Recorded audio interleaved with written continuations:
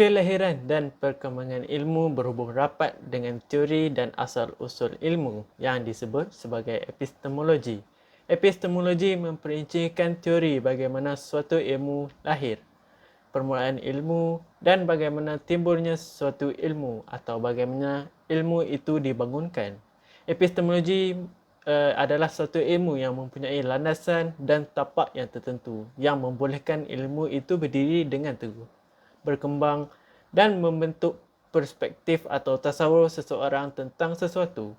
Jadi, apakah itu epistemologi keseluruhannya? Hai, nama saya Adam Zakwan bin Zulkifli bin Mizwan, matriks nombor D2191087254 dan mengambil kos FPE AE14 Perkhidmatan Kewangan. Hari ini saya akan mengupas sedikit tentang perbezaan epistemologi Barat dan juga Timur. So, jom!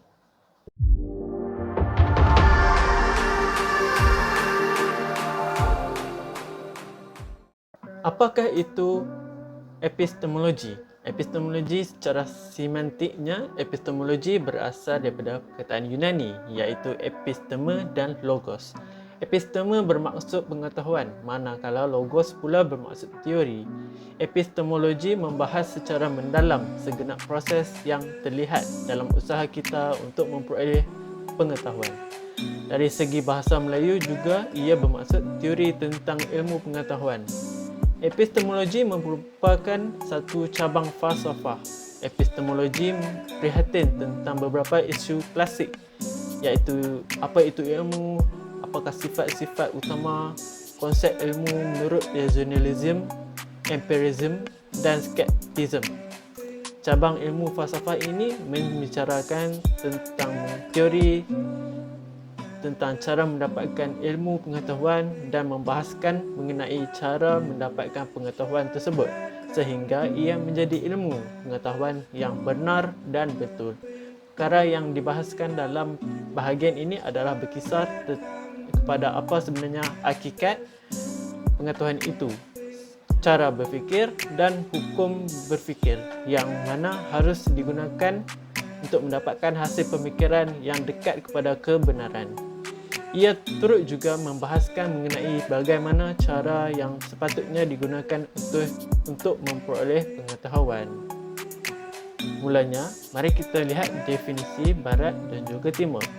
Falsafah epistemologi sejarah dari Timur mempunyai hubungan dengan aliran ilmu wahyu dan aliran intuisionisme yang merangkumi daya pemikiran manusia yang melebihi daya fikir manusia biasa, terutama menyentuh berkaitan kaedah memperoleh suatu ilmu pengetahuan. Secara jelas, kita dapat bahagikan kepada dua aliran, iaitu aliran ilmu wahyu dan aliran intuisionisme. Falsafah epistemologi sejarah dari Barat pula berkaitan dengan aliran empirisisme yang menyentuh pengetahuan yang diperoleh dengan panca indera dan aliran rasionalisme yang menjurus kepada pengetahuan akal sebagai kaedah sumber dalam memperoleh ilmu pengetahuan. Secara asasnya, konsep epistemologi Barat dapat dibahagikan kepada dua aliran iaitu aliran empirisme dan aliran rasionalisme. Apakah perbezaan antara aliran dari segi perspektif Timur dan Barat? Mula sekali, mari kita lihat kepada perspektif Timur. Perspektif Timur memegang aliran ilmu wahyu yang menjadi sandaran kepada tokoh-tokoh ilmuwan Islam, Kristian dan juga Yahudi. Mereka juga menekankan kepada konsep ilmu pengetahuan, terutamanya dalam bidang sejarah yang selari dengan kitab Al-Quran, Injil dan Taurat. Keyakinan ini diperkuatkan dengan kisah-kisah sejarah dan zaman lampau yang saling berkaitan dalam ketiga-tiga kitab ulama tersebut, serta kisah-kisah sejarah yang dilampau termuat dalam kitab-kitab ulama tersebut. Sebagai contoh, kita dapat lihat kitab Injil dan kitab Taurat telah meramalkan tentang kelahiran Nabi Muhammad SAW yang membawa agama terakhir iaitu Islam. Jadi di sini terbuktilah bahawa kitab-kitab ini dapat digunakan sebagai aliran terutama dalam perspektif Timur. Aliran Intuinism dalam konsep ilmu dan pengetahuan timur melihat kepada keupayaan pencernaan ilmu pengetahuan melalui jalan metafizik dan mencapai tahap fana yang membezakan di antara subjek dan juga objek, dan juga mewujudkan kesatuan di antara kedua-duanya sekali. Pemikiran ilmu pengetahuan ini sebenarnya tidak dapat melarikan diri dari konsep keagamaan atau ritualism dalam agama Islam, Kristian dan juga Yahudi, di samping agama Buddha dan fahaman Hinduism. Seterusnya, mari kita lihat dengan lebih mendalam dalam aliran pemikiran perspektif Barat. Dalam pemikiran Barat, ia menekankan nilai-nilai empirikal yang menekankan konsep pengalaman dan pengamatan panca indera dalam mencerna ilmu pengetahuan. Pembuktian empirikal adalah satu yang amat tinggi darjahnya atau tingkatan dalam menentukan kesahihan satu kajian mengenai ilmu pengetahuan. Penyelidikan dalam bidang sejarah mengikut aliran empirikal Barat menekankan kepada bukti pengumpulan bahan-bahan dan sumber yang dapat dibaca dan dilihat oleh para pengkaji. Pengamatan ini adalah satu yang benar dan fakta-fakta yang sahih akan membuktikan kebenaran suatu penulisan ilmu pengetahuan berkaitan sejarah manusia mengikut aliran Barat. Pengkajian dan pengumpulan data dan bukti empirikal merupakan suatu aliran yang sangat berpengaruh di Barat. Ini juga diperkuatkan lagi dengan pendapat Auguste Comte yang menyatakan abad ini dikuasai oleh fakta dan pengamatan para penulis atau pengkaji. Aliran rasionalisme Barat lebih menekankan pada penggunaan akal semata-mata dalam memproses menggali ilmu pengetahuan. Aliran ini membuatkan tanggapan bahawa aliran empirikal akan selalunya berubah-ubah, sedangkan penggunaan akal bersifat tetap dan ketepatan yang unggul. Ini menyebabkan wujudnya sub-aliran yang hanya menekankan penggunaan akal fikiran semata-mata serta cuba menafikan aliran ilmu wahyu keagamaan dan dalam ilmu pengetahuan. Ini dapat dilihat dari perspektif Barat yang mewarisi beberapa falsafah sejarah zaman Greek yang terlalu mengutamakan akal semata-mata. Sebagai dalil, ilmu falsafah dan logik berkembang di Greek. Dunia Greek memuja akal melebihi semua yang lain.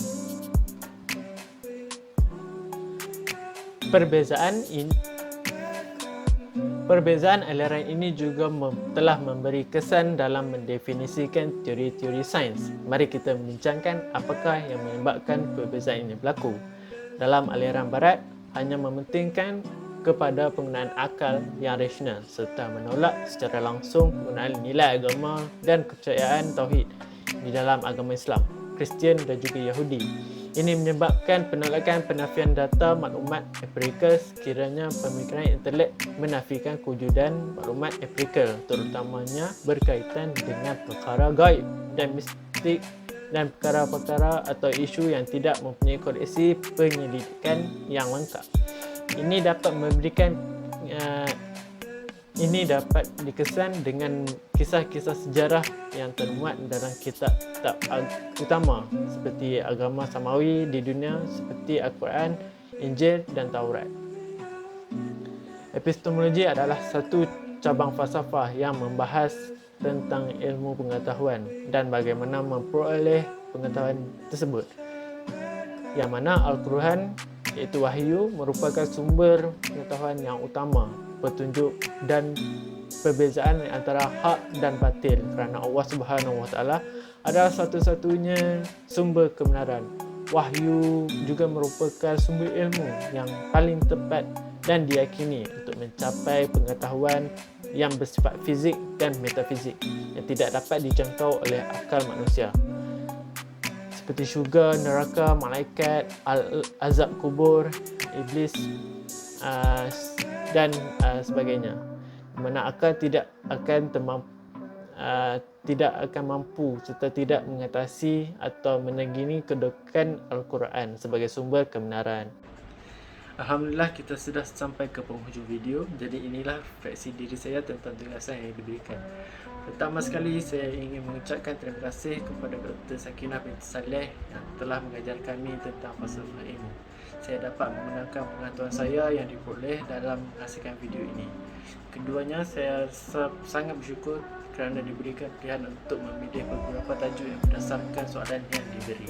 Dan saya juga bersyukur kerana pentaksiran akhir dijalankan dalam bentuk video kerana situasi akademik ini telah sedikit sebanyak memberi kesan dalam menyiapkan tugasan yang membentuk tulisan. Selain itu, saya juga mempunyai sedikit masalah berkaitan internet dan software yang telah digunakan dalam menghasilkan video interaktif ini. Namun, ianya dapat diatasi dengan sempurna. Alhamdulillah.